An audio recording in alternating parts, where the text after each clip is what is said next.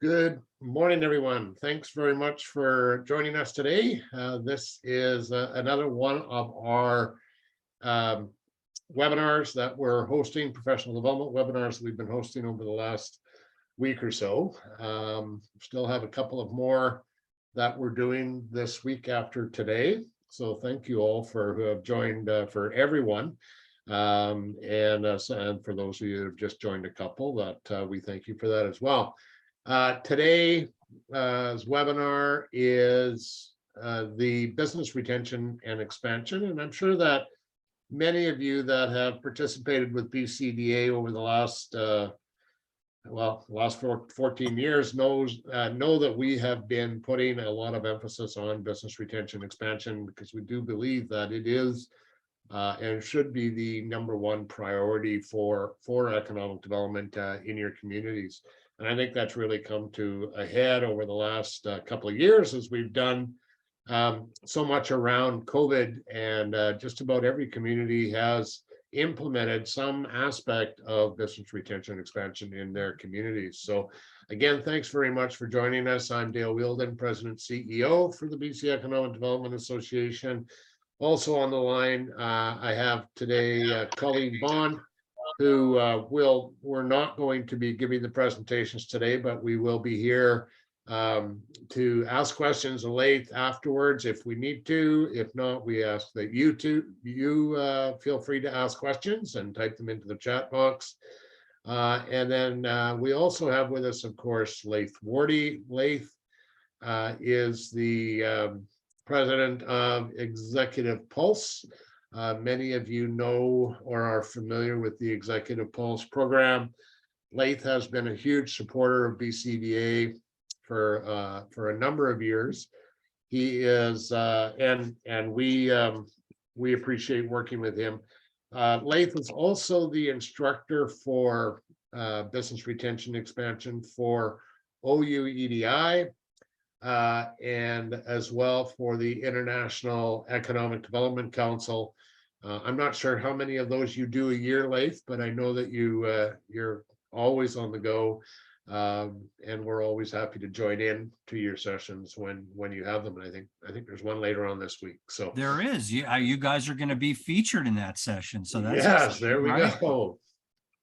So Laith, over to you. Thanks for joining us today.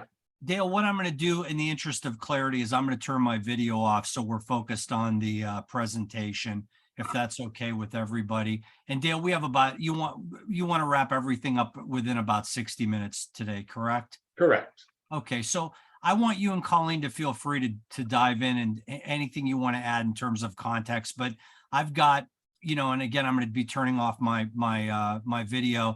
But Dale, I'm really going to be talking about really my favorite topic in economic development, and something that I was involved in at the local, regional level, and even the statewide level. And I've been involved really intimately in BR&E with a number of our clients throughout the US and Canada. Just briefly, guys, I'm just going to tell you, these are some of the clients that we're working with throughout Canada and the United States. And the reason I'm showing you these logos is we have my company, Executive Pulse, and in addition to working with BCEDA and many of you across the province, we are really working with a lot of different shapes and sizes, if you will, of economic community and workforce development folks throughout Canada and the United States. The common denominator of virtually every client we're working with, it doesn't matter if they're urban, rural, provincial, state, local, chamber, EDO, community futures, it doesn't matter who they are. Virtually the common denominator with all of our clients is, in one way, shape, or form, they are doing business retention, expansion, or existing industries work. And one of the things we're going to substantiate today is the rationale for why they're doing that. This is, Dale pointed this out when we started off, this should be the groundswell of everything else you're doing in economic development. This is the only time in the economic development equation that you are dialoguing with your actual private sector customer. When you're doing business recruitment, those are businesses of tomorrow that are evaluating your market for potential investment. When you're doing entrepreneurial development, those are typically businesses of tomorrow. These are people that may live in your community, but they don't know what it's like to run a business enterprise in your community.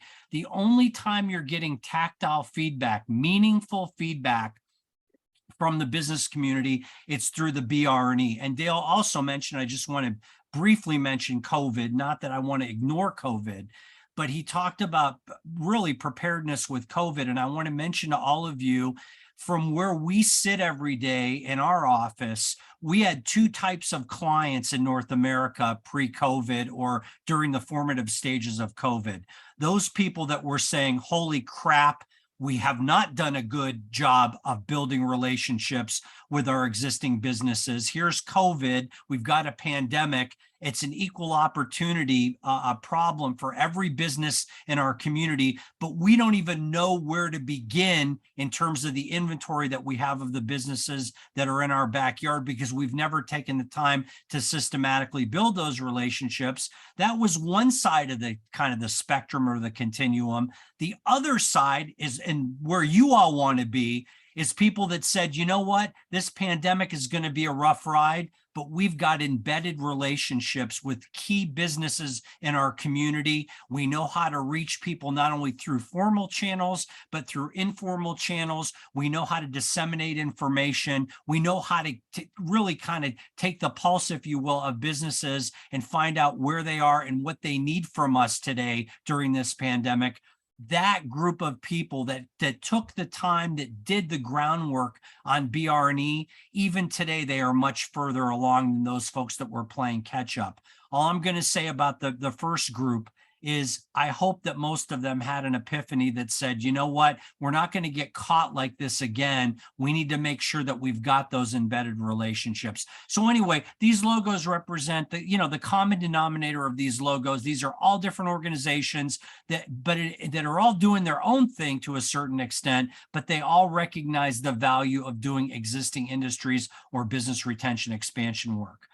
I want to take you guys back to I'm in Pennsylvania. I'm a few time zones ahead of you in the Commonwealth of Pennsylvania in the States. And I just want to take you back to when I got my first job in economic development many years ago. At the time, both of my children were in grade school, and they were going to two different schools at that time. And I got my first job in economic development, and I was chronically late for that job every morning because it was my job in the morning to load the kids in the car and take them to those two different schools. I believe my daughter was in preschool and my son was in like second grade, and they were going to two different physical locations every morning. So like a madman, I would get in the car, I would put them in their car seats or whatever, and I would drive through the community. And invariably, I worked so hard to get that new economic development job. And every day for really the first few weeks of that job, I was late, whether it was 2 minutes, 5 minutes, 15 minutes, depending on traffic, I was late almost every day. One day I believe it was a Friday, probably the second week I was working there, it was the second Friday. I came into the office, again, chronically late. My boss screamed down the hall to me and said, "Hey, I need to see you in my office."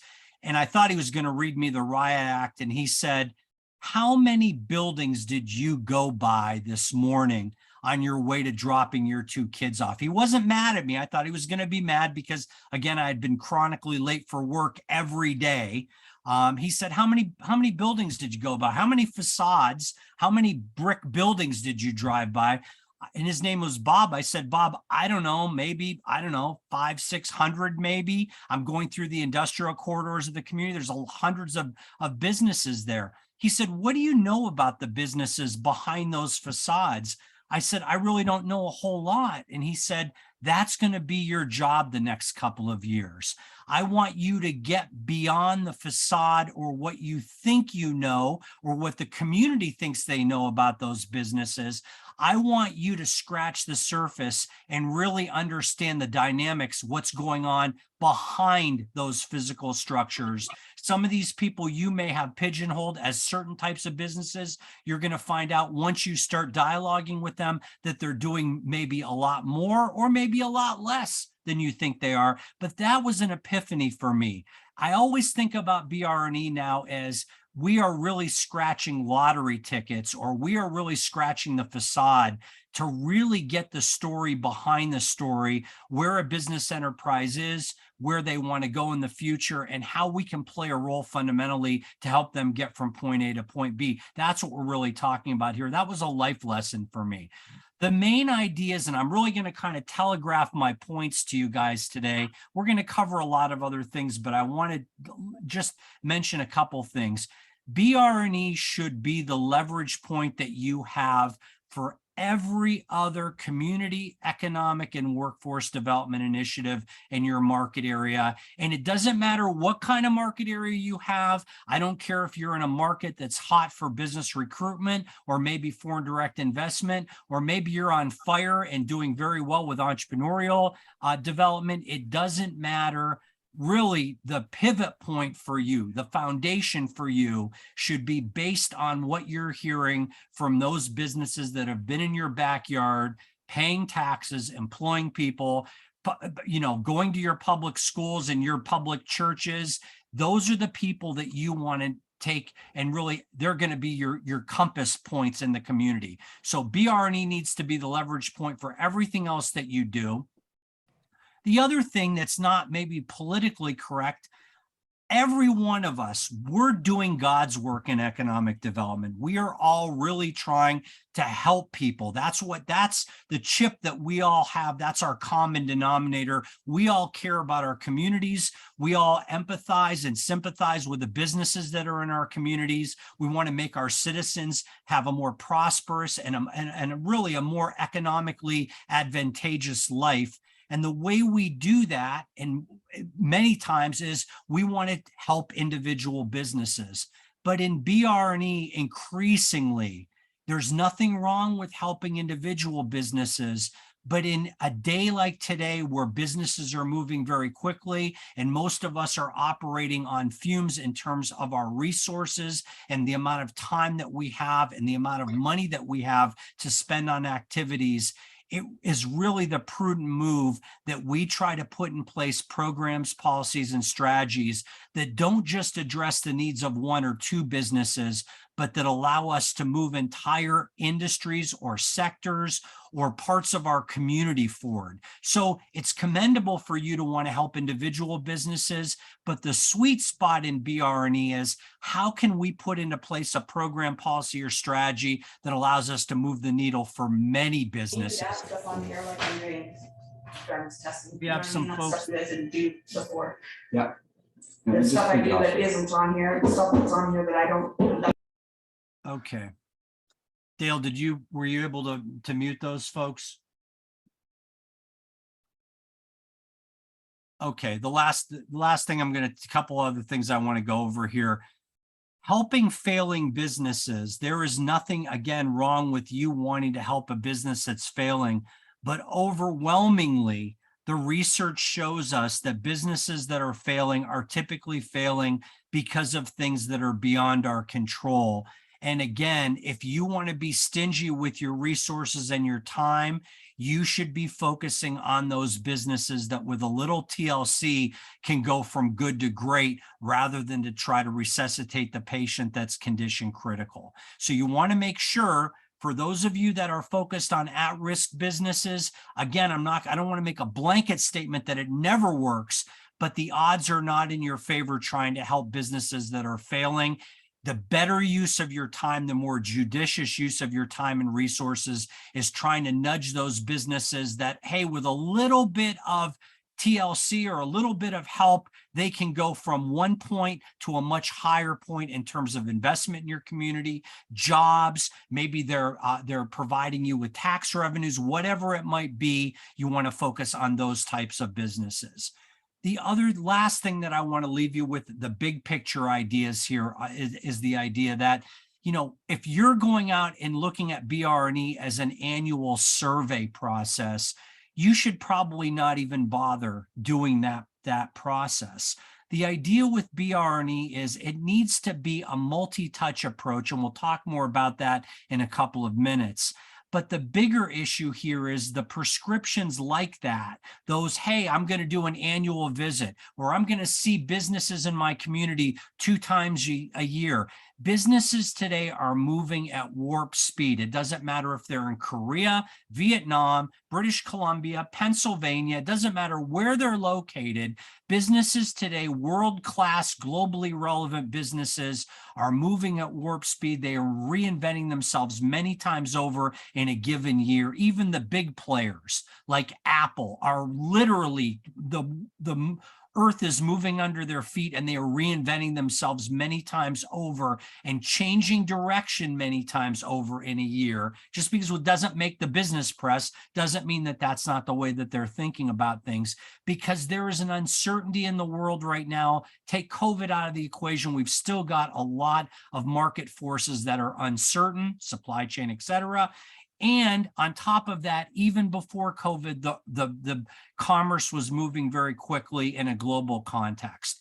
The idea here today is that we need to be touching our best businesses many, many times a year. And the old model of, hey, I'm going to do a survey or visit the location of a given business once or twice a year, that model does not resonate with the fastest moving companies in your backyard. We've got to find a way to instigate those businesses almost on a continuum, nonstop, 365 days a year, year in and year out. That's the new model of BR&E. And it doesn't have to be as resource intensive as face-to-face visits. And there's nothing wrong with doing the face-to-face visits, but that's only one tool in our arsenal for BR&E these days. So I'm going to start off here with the whole idea, and I'm going to ask the rhetorical question, who do you love? Each one of you sitting on this webinar today, when I say who do you love, you have somebody that comes to mind. You have, it's a spouse, a significant other, it may be a niece, a nephew, it may be one of your parents, it could even be, it could be a dog or a cat, but you have an affinity and you love something else, another person, or again, maybe it's a pet that you have. I'm going to ask you the question here, and I want you to think about this.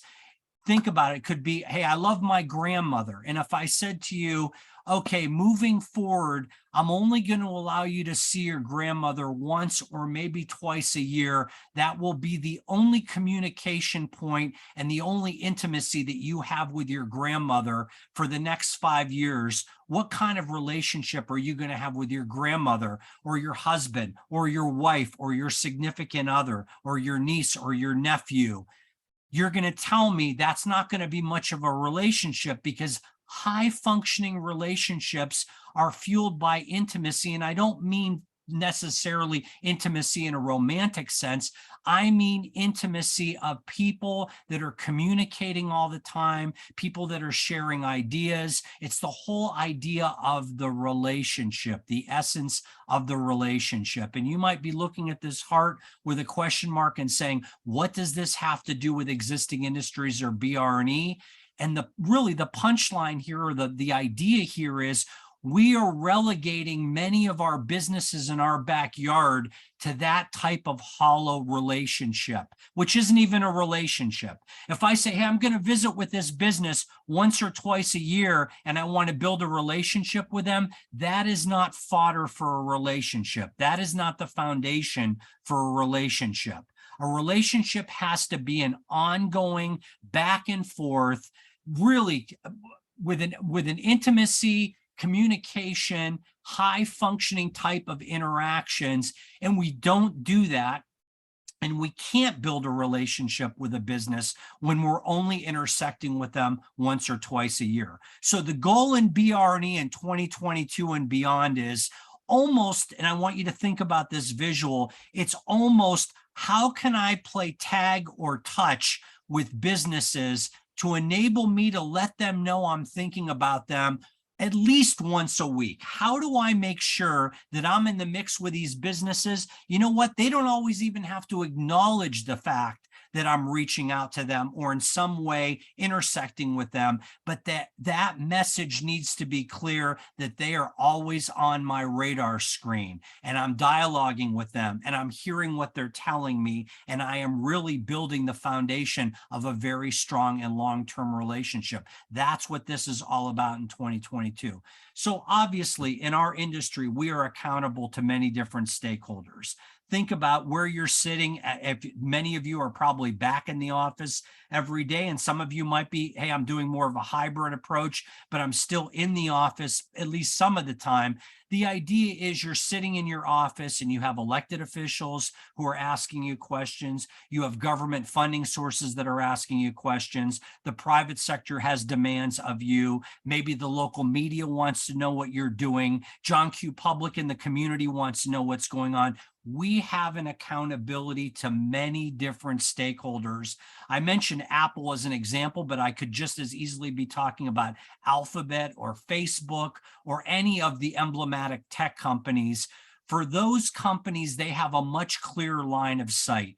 For Apple, it's really, how are we rewarding shareholders? What's our stock prices worth? That really answers for most stakeholders where that business is and where they're going. We have a lot of stakeholders who are asking us about things that are not necessarily related to the bottom line. We have a much more difficult path forward in economic, community, and workforce development than our private sector counterparts have.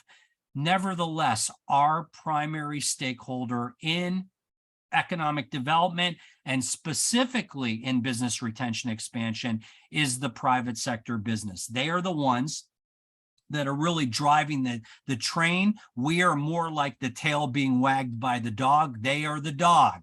And economic developers, if we have the right attitude, our job is to make sure at a minimum we're keeping pace with the businesses in our community. And if we're doing our jobs very well, in many cases, we're trying to stay maybe one step ahead of primary industries in our community or those businesses that are most critical to us. So I'm going to take all of you back. We're going to go back to the time before COVID. We're going to take COVID out of our collective consciousness, and I'm going to take you back to the last global recession, which right now is probably, I believe, probably 11 years ago now, 10, 11 years ago, when we had the last global meltdown. I'm saying recession, it was almost a depression. But I want to mention to all of you that those companies, it doesn't matter if they were in British Columbia and Canada, or again, in my Commonwealth of Pennsylvania, or any point in between, or anywhere on the globe, the companies that got through that gauntlet, that last big recession before the COVID equal opportunity hurt recession, the businesses that got through the last recession, these were the common characteristics. This was the DNA of these businesses: agile, adaptive, globally relevant, lean, tech-focused, and even before COVID, they were focused on workforce and talent. COVID has really done a few things. It's really amped up in many respects the trends that we were all seeing on the last recession / depression. COVID took those trends and really amplified them or really exaggerated those trends. So yes, workforce existed as an issue for all of us 10 years ago. It's even more of an issue for us today. But back to this storyline, the businesses that survived the last big recession pre-COVID, those businesses that survived and, dare I say, thrived through that recession. These are the common kind of denominators of those businesses.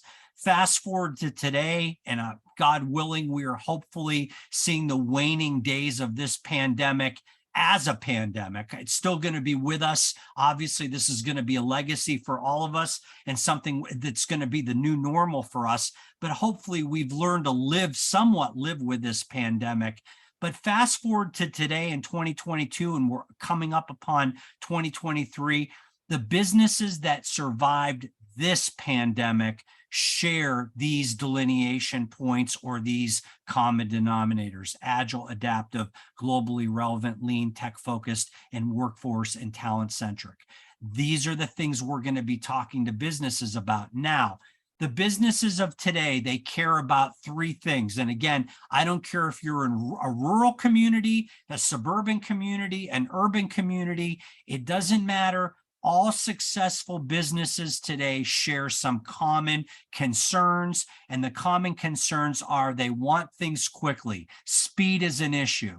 Wherever they can, because the world is moving so quickly and the ground is moving under their feet, wherever they can mitigate risk, they want to do so. So they want solutions, they want speed to market, they want solutions, they want help, anything that they need, they want it to be fast. And there always is an overarching idea that they want to mitigate risk.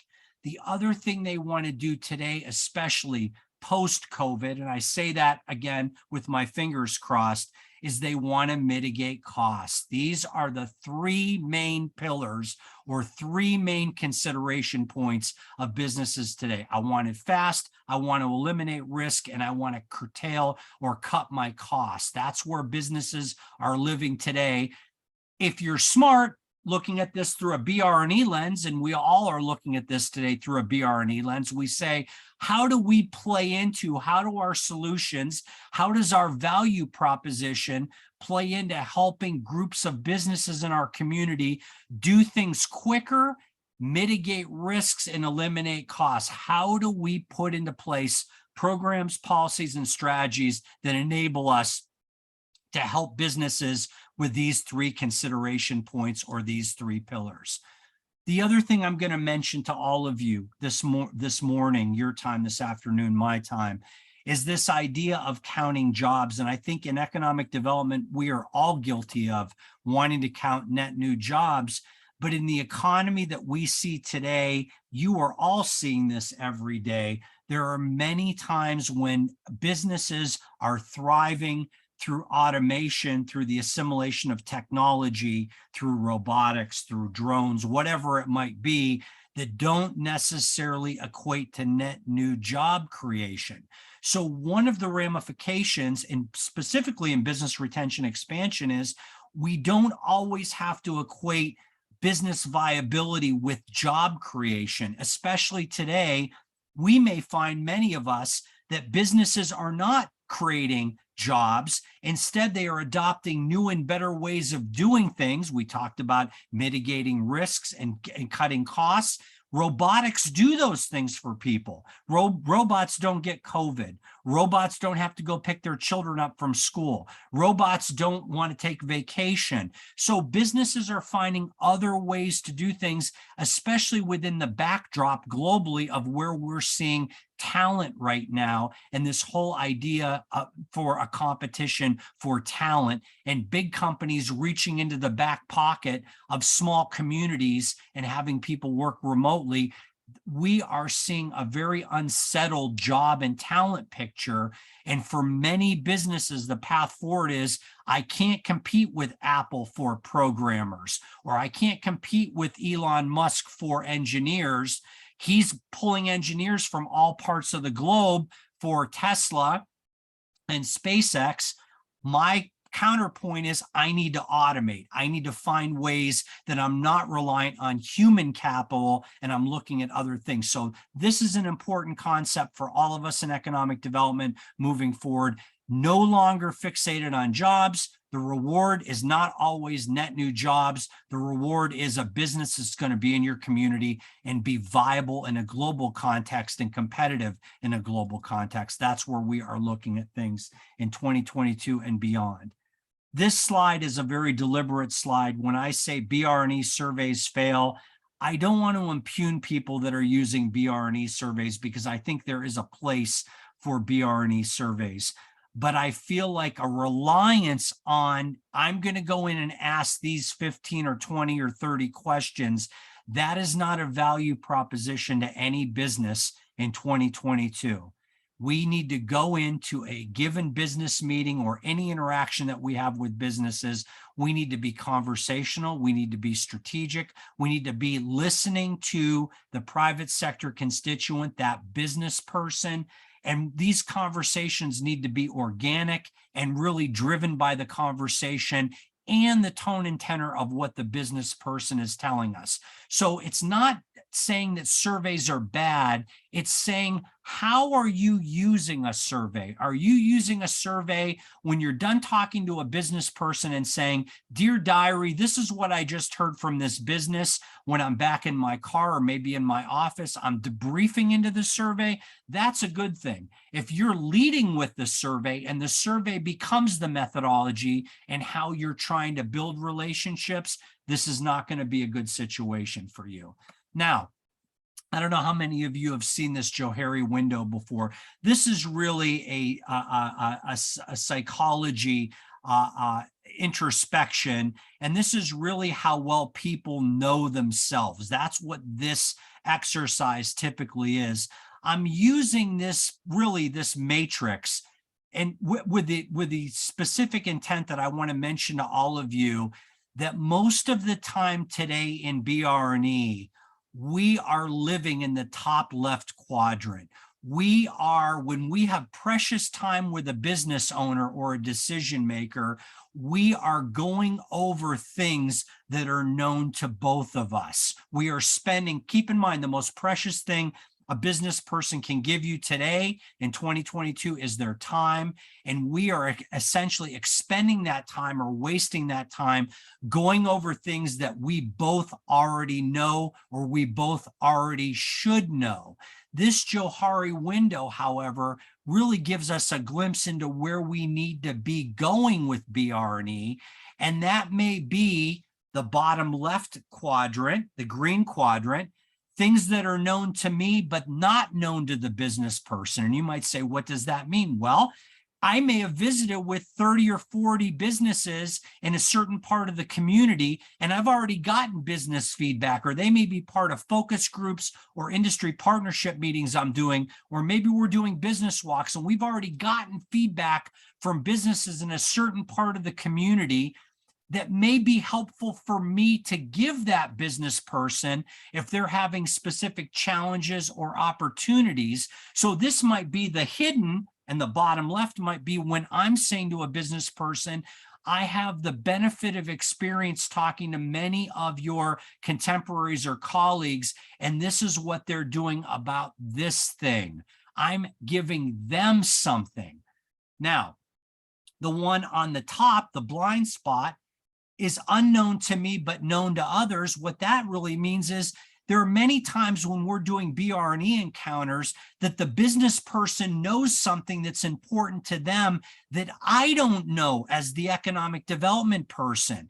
I need to be probing in those areas, but in order for me to do a good job of really uncovering blind spot areas, I need to make sure that that business person feels comfortable enough with me to put their force field down and tell me the things that are most important, most strategic to them. So think about it. I don't want to be spending my valuable BR&E time rehashing things that both the business owner and I know about. I should be spending my precious time so far on those things that I may be able to help the business person with based on the critical mass of information that I have across the market area, or trying to find out things about his or her business that allow me to tailor a better solution for them. And the last quadrant, the unknown, is almost a mutual discovery. And that's when we are working with the business person to try to figure things out. Neither one of us have preconceived answers or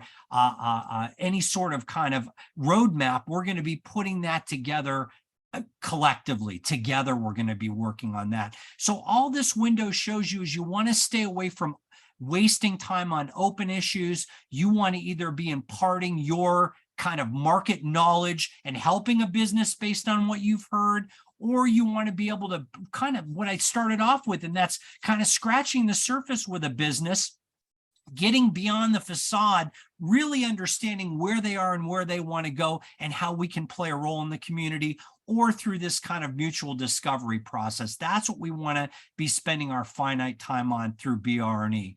Those of you that love data, and I do love data, but I'm going to tell you 99.5% of all information that is generated today in our society is never acted on. Now, the companies that are acting on information are the Facebooks, the Apples, the Googles, those big companies are using big data, not only to solve current issues, but they're really using it strategically and almost as a compass to figure out where things are going. But for the average rank and file business or organization or enterprise, we are amassing a lot of information that we're never using. The moral of the story here is it's not about information gathering. BR&E, if we're doing our jobs correctly, we are having that business person put down their widget maker, spend an hour with us or 30 minutes with us or 15 quality minutes with us. That widget maker is put down. They're giving us their true, here's where we are, here's where we're going assessment of the market area, here's where we'd like to go within the market area. And we are trying to fit into that equation somehow. This is not necessarily about data. If we're doing our jobs correctly with businesses, we're going to get more than enough data or more than enough data points from the business. But the implicit message can't be we're here to gather data from you. It needs to be we're here to listen to your story. We want to know where you are today and where you're going in the future. We want you to tell us your story. Your story is going to be different than every other business's story in the market area. Everybody is dealing with, and there are going to be some common denominator issues, but generally speaking, everybody's going to be dealing with their own set of realities, where they are, where they want to go. And that means that every story is going to be intimate and unique. That's what we're really trying to look at here. Now, today, it's about the relationship. I've mentioned that word many times, and it's about the speed of change with businesses. And it's really a balancing act. How do we build relationships, recognizing that businesses are moving at warp speed today, and many of us are resource and time strapped? That's really going to be the question. We're going to step back for a second, and we're going to look at economic development as a three-legged stool. We have entrepreneurial development, we have business retention expansion, and we have investment attraction. And if you're lucky enough, foreign direct investment. These are really the three primary pillars of economic development in every community. Our only true business customer is the resident business, the business that's already in our backyard. 80% of jobs and investment will come from the businesses that are already in your backyard.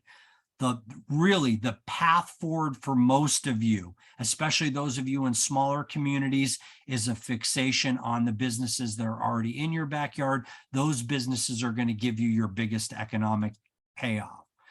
Here's some definitions of BR&E for you. Here's Daimler. This is the company, this is the auto company. And I mentioned earlier, we should be keying in on the private sector. They are our best customer. They are our primary customer in economic development. So it only goes to reason that we're going to look at a definition of BR&E from a private sector perspective. Here's Daimler, the automotive company. Very simply, two things: communication and action. If a community takes the time to talk with a business, to understand its concerns, risks, opportunities, and challenges, it understands exactly what it takes to improve business. So what they're saying is you have to listen to the business. The business is going to tell you what you need to know. Part two of this is then you need to act on what you've heard. And many BR&E programs that are not performing well are great at the customer intake and the understanding and assessment of businesses, but where they fail is taking action on what they've heard. So Daimler's telling you here, hey, we want you to dialogue with businesses or dialogue with us. Tell us, we want to be able to tell you our story. And then once we do, and if we say we've got workforce woes or we've got talent issues or we've got supply chain problems, we want you to try to help us act on what we've told you. The third concept on this page, in this paragraph, is Daimler saying, hey, we are in this with you. The private sector business needs to be a partner in this project. So you need to listen to us, learn from us, act on what we've told you, and we are going to be in this with you from start to finish. We have a responsibility as a wealth and job creator in the community to be part of this. Daimler's finishing up this whole idea of economic development, specifically business retention expansion. The best economic development tool is volume. All stakeholders commonly focused on building a globally competitive product in a globally competitive location by a globally competitive workforce. And I think this kind of sums up what the end game is all about for many of us. What do we aspire to be in our community? That's kind of this B side of the coin from Daimler. That's what they're giving us here. So the objective of BRNE, we talked about the kind of overarching considerations. Here's a standard or sample objective for you guys: systematically assist high-value customers to become agile, adaptive, and globally competitive. There's some words here I just want to spend a couple minutes or a couple seconds on. High value, depending on where you are, what your community is all about. Those businesses that are playing a predominant role in your community.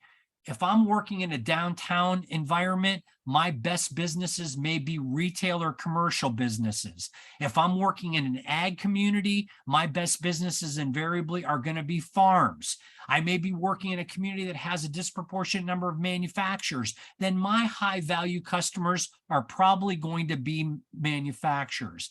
When we say high value here, we are really saying, who are your best customers? And that's going to be different for almost everybody on the webinar today. Certainly, there are going to be some common denominators, but each one of us has in our community a unique mix of businesses, and it's up to us to figure out who are the most important businesses to us, and we need to help those businesses. Those are the businesses we're going to be focusing on. And the goal today is to help them to be more agile, more adaptive to change. And I don't need to tell you guys, over the last 20 years, what's been going on globally. We're seeing it with COVID today and the remnants of the pandemic.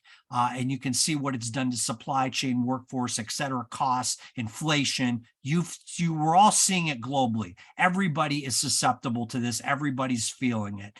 And when I say globally competitive, I'm not saying you have to, the businesses in your community have to compete globally. That's not really the question.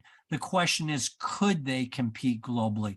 Are they doing the things at this local restaurant that make them stand out among all restaurants in the market area, in the province, et cetera? What we are talking about here is just being best of class. That's what we're really talking about. Are you best of class? Can we help businesses up their game? Can we help them go from an A player or a B player to an A player? That's what we're really talking about here.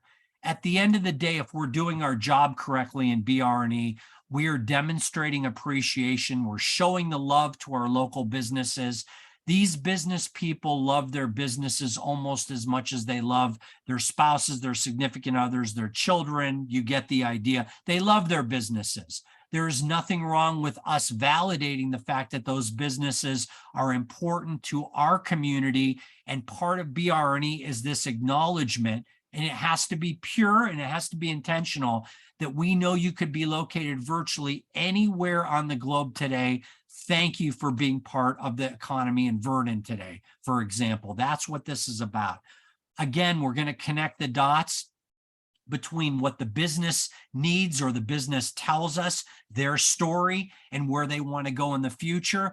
And it's not just about connecting the dots for one business, it's about connecting the dots for multiple businesses. So we have one program, policy, or strategy that may really impact a dozen businesses. And that's really a common denominator too with thinking big. That's the last thing we want to do when we're doing BRNE. And that is really listening to businesses' assessment of the market area and allowing us to understand how we build a better community. That's what BRE is all about. That might be arts and culture. That might be different types of community assets in terms of workforce development, or it might be, hey, are we truly doing the things we need to do for resiliency? These are the big picture thoughts that we have. That's what we're talking about here. The elements of BRE, there are 4 elements. There are 4 elements to BRE, and these elements really mirror virtually any private sector enterprise. And I'm going to use for all of you today this concept of, and all of us or most of us are probably driving automobiles, and these 4 elements could really be looked at through the lens of a car dealership. We have customer outreach, and that would be your front desk person. You bring your car in for service, and you are typically walking up to somebody behind the front desk. They've either already issued a recall on your car, or they've sent you a notice that said, hey, it's time for an oil change or a checkup or whatever.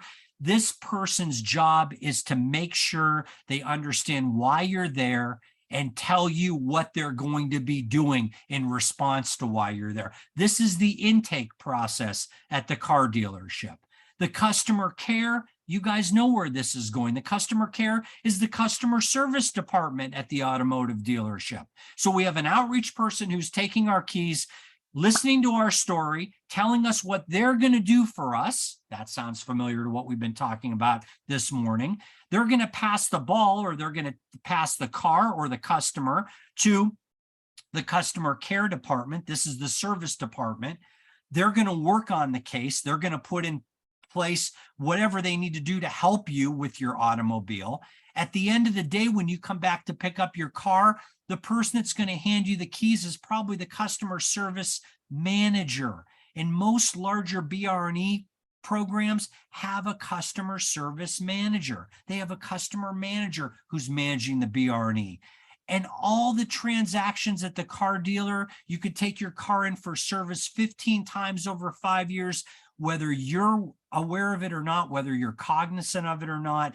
They are documenting everything you've done with your car and everything they're doing to your car in their CRM or database. These are 4 elements. It doesn't matter if we're talking about a car dealership, somebody selling canoes. It doesn't matter what, somebody selling dresses. It doesn't matter. These elements are universal, ubiquitous, kind of private sector elements, and they mirror what we're doing in BRE as well.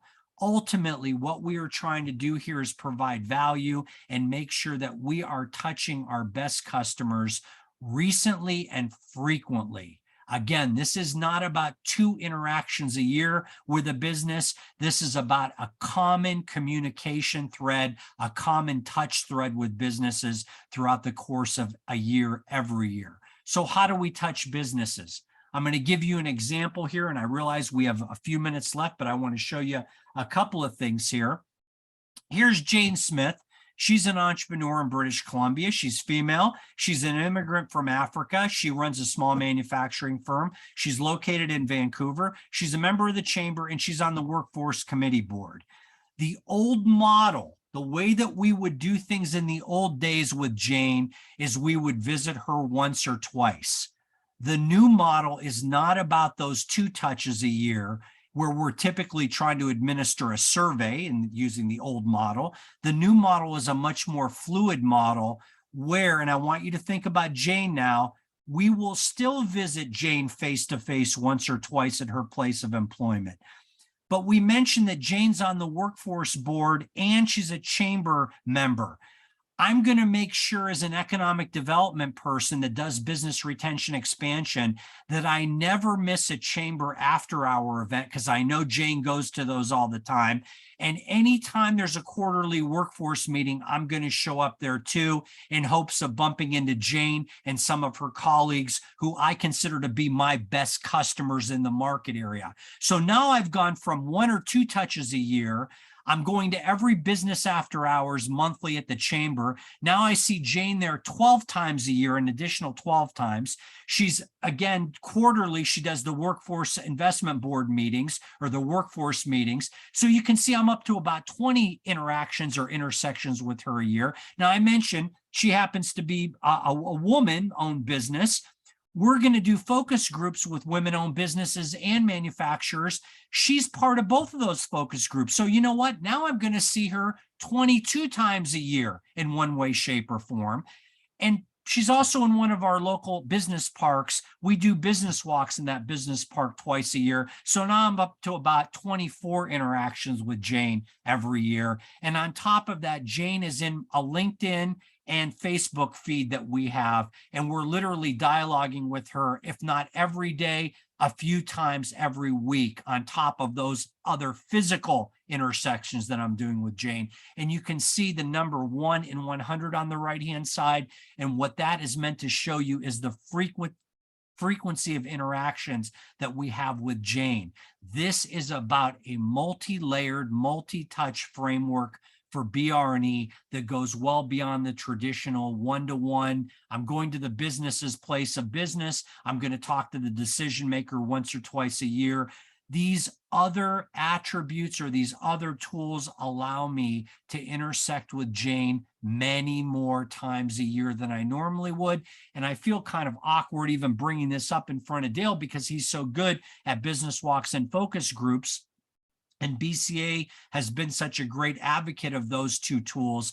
But the idea is, all things considered, all things being equal, focus groups give me a much richer feedback loop, if you will, than a one-to-one. Because when I have Jane in a focus group, maybe with other manufacturers or other women-owned businesses, I'm getting feedback and dialogue, and I'm getting synergies from multiple participants and not a more sterile across the desk at her office interaction one-to-one. So these other tools, stakeholder events, are virtually free. I can show up at the chamber by paying a chamber membership, or maybe they're giving me a gratis membership. Focus groups, I can do one-to-many. I can invite 20 of our manufacturers, buy them breakfast or lunch or dinner, or bring in a facilitator, and it's still going to be cheaper for me and less time intensive than one-to-one. Business walks, another easy way for me to cover literally hundreds of businesses in a certain part of the community very inexpensively. And obviously social media is not a heavy lift financially either. So these other tools give me some real benefits. This is what my calendar should look like with Jane. Just Jane in a given year, my calendar should be filled up like this. So I am intersecting with her. I'm playing offense many, many times a year. That's what this is all about in 2022. Dale, do you have anything you want to kick in here? I want to be mindful of time today. No, I think we're okay, Laith. I think the other thing to remember, though, when you're looking at that calendar, that's Jane. That doesn't mean that it's a full day of Jane. It could be an hour of Jane or some other type of interaction with Jane. It could be 15 minutes with Jane if we're doing a business walk. Exactly. So that doesn't mean you can't be meeting with other, Jills and Johns as well. Like there's lots of time in a day to be able to do this kind of stuff, even if you can only do a few a week.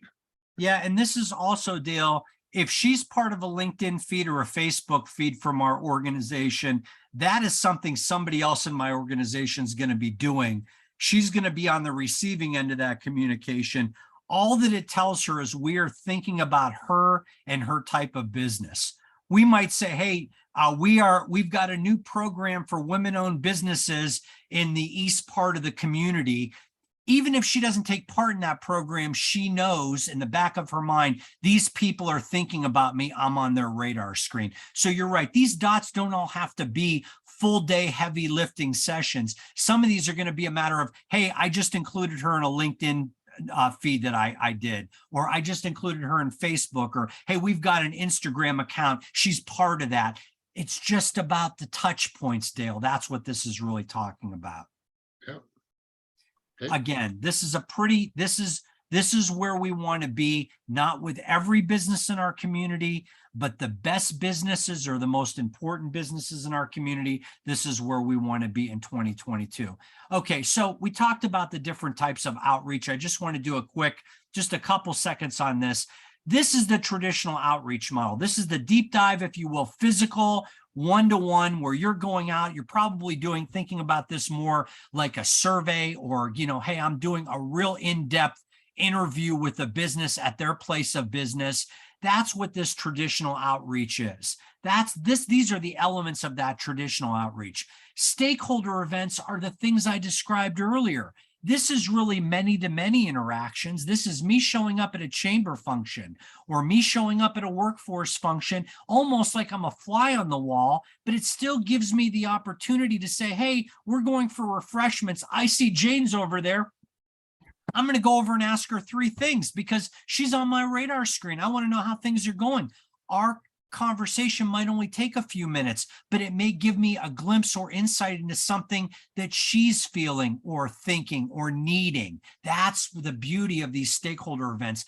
I'm not the primary sponsor of these. There's another organization like a chamber or workforce organization that's spearheading these more formal events. I'm just showing up, and I'm using these events as a leverage point to make sure that I am heading off or talking to certain people in the room that are my most important people. This is important. Focus groups, if I had one thing I was going to do and everything else falls by the wayside, it would be focus groups, or in the States, we call these industry partnership meetings. Bottom line here is, this is my most adaptive and agile tool, because focus groups can be built around, think about this. I want all women-owned businesses. Oh, I want all businesses on the east side of town. I want all HR directors of manufacturing businesses. I want all logistics businesses. I want anybody who's impacted by the new water and sewer expansion in a certain part of town. These are uber pliable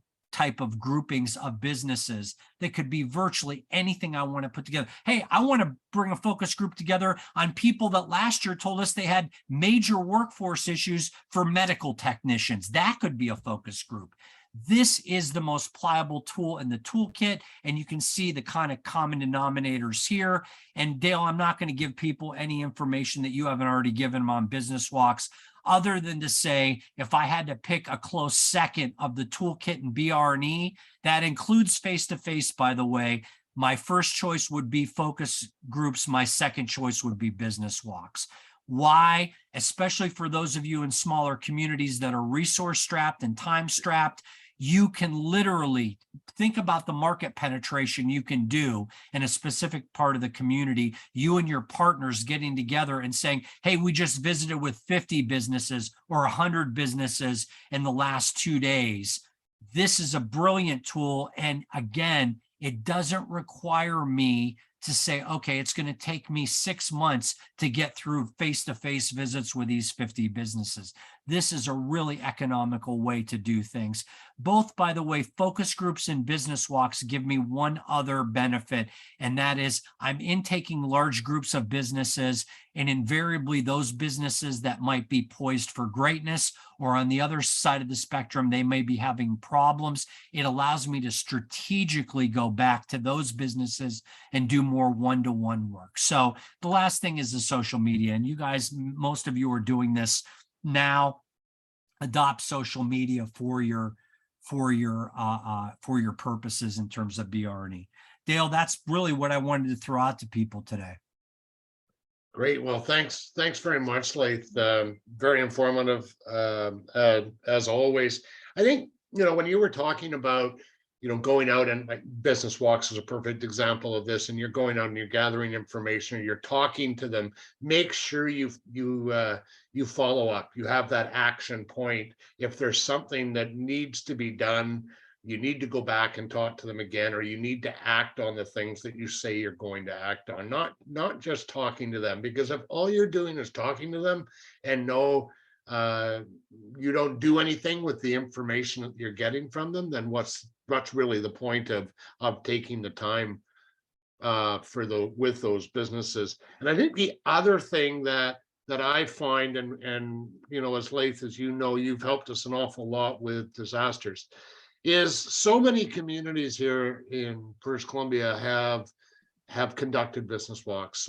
So many of them have gone out and talked to these businesses, and they've collected information, and in many cases, and hopefully they gathered all of the accurate information as well as phone numbers and email addresses, but we're not doing anything with that either. And then we run into a disaster where you need to interact with your businesses, you need to talk to your businesses. And we can say this is in just about any community that's been impacted by disasters, except I will give hats off to Princeton, who had a detailed database that we could use to communicate with their local businesses. We need to be able to use that information for that response mechanism in the event of a disaster. And you don't get that if you're just sitting in your office or getting business license renewals and not asking for them to update the information that you have on hand. So we do encourage communities to really, and again, we're not saying you have to use our system, use your own systems, use your business licensing system to store that data if you have to, but have it up to date. And because you never know when you're going to need it. You think of, and we were talking with the folks in Eastern Canada and with the Fiona that just came in, if they're struggling, and how do we interact with the businesses that we have in our communities? And this is a challenge that they have, is they don't have up-to-date contact information. So okay, Dale, I want to just mention down the road from you, in the state of Oregon, we are doing statewide work with an equity and inclusion initiative, specifically targeted African American businesses across that state. Their data is so rich that they can literally say, show me all businesses in Portland that are manufacturers with 10 or fewer employees that are 100% owned by minorities and are certified as women-owned businesses. That's the level of granularity that we were doing we're doing some just general technology stuff with them, and they are doing these queries, and they can literally get down to that level of detail on understanding, okay, it's not just manufacturers, it's manufacturers with 10 or fewer employees. It's manufacturers who are minority owned 100% and who have women-owned business certification. That's some pretty rigorous criteria points that they're able to understand, just really corroborating what you're saying. How well do you understand the businesses in your backyard? They have a very good understanding of who those businesses are. yeah, it's a really good point. We were down it wasn't Oregon, but it was Alaska, Laith, and we were going up there and we were doing some business retention training, and to do that we had to actually buy the Association of Business License to do it up there, and the level of information that the state itself was collecting from us for that business license, because it wasn't done by community, it was done by statewide, and the level of information, I could see how they could run reports, and I suspect Oregon's probably a statewide business licensing, or at least they're doing something to collect that information. So, well, there's the business, most of the organizations that are the partners of the lead organization have all been historically doing minority business development work, and many of them have had robust data sets. So correct. We just basically compiled everything. But the bottom line is, I mean, again, it goes to what you're saying. How well do you know your customers? And can you, when the what hits the fan, how well are you going to be able to respond? And a lot of this is about your knowledge about these businesses. So yeah, and I mean, we've seen it so many times, Laith, where we've gone into communities or maybe not even going in, but just talking in general to a community, and they'll say, oh, our businesses weren't impacted. And again, I go back to, we sit in our offices too much, and we just think that business across the street or that business down the street is doing well. I saw somebody go in there yesterday, or I saw that manufacturing plant had 4 or 5 cars parked outside of it, or a truck left there. Does that mean they're doing well? Does that mean they don't have opportunities? Does that mean that there isn't something that there's a community that you could be doing as a community that could help them and their neighboring manufacturer by coming up with some common thing. But we only know that as if we talk to them. We can't know it by assuming. So Yeah, and I would just say to the folks that are on the webinar today that are in smaller communities, or they have smaller organizations and they're like, hey, how am I supposed to do this? I would say don't focus on the face. I love the face-to-face. I love the relationship aspect of the deep dive face-to-face interactions.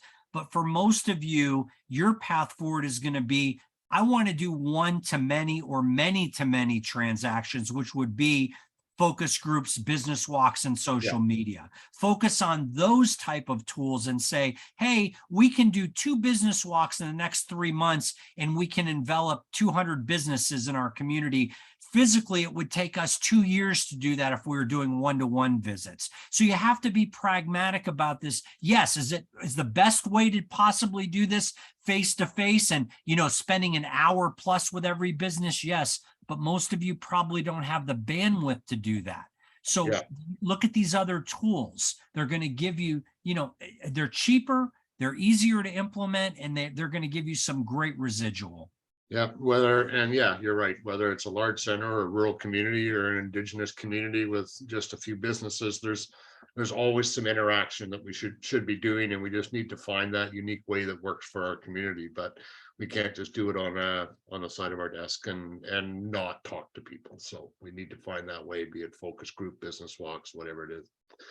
Leigh, thank you very much. Very good. If anybody has any questions, feel free to type it in chat or quickly unmute yourself. If not, Colleen, do you have any questions at all? No, I don't think she does. Sorry, I had to find my unmute. No, I think that's great. What I really liked about this presentation, Laith always gives great presentations no matter what, but it just seemed like such a refresh and an update as to what BRE really is for communities in 2022. And I really appreciated the look at it that way versus some of that focus on just that traditional data collecting mode. There's so much more to it. Not that data is not important, as we just talked about in a bunch of different ways, but I just like the fresh relook at it. Yeah, for sure. Well, thank you, Leith. Thank you guys for including me. I hope everybody has a wonderful week. Yeah, and thanks everybody. The latest the BRE manual will be hopefully out by the end of the week. We have updated or created a new business walks manual. It is available for download, and Ashley will be sending those links out over time. So again, thanks very much, and everybody, I hope you all have a great day. Bye now.